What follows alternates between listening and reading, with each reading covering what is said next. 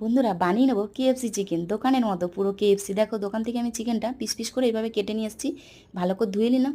ওর মধ্যে দিয়ে দেবো লঙ্কা গুঁড়ো, লবণ, হলুদ গুঁড়ো, আদা রসুন বাটা, মরিচ গুঁড়ো, জিরার গুঁড়ো, ধনের গুঁড়ো।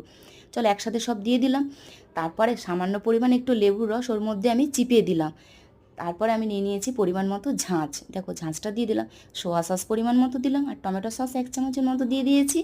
আর একটা ডিম ফাটিয়ে দিয়ে দিলাম, আর একদম সামান্য পরিমাণ বেকিং পাউডার দিয়ে দেখো চলো একসাথে মাখিয়ে আধা ঘন্টা ঢাকা লাগিয়ে দিই। এবার একটা অন্য পাত্রের মধ্যে একটা ডিম ফাটিয়ে নিলাম, এক বাটি দুধ নিয়ে ভালো করে আমি ফেটে ওটা সাইড করে রাখলাম।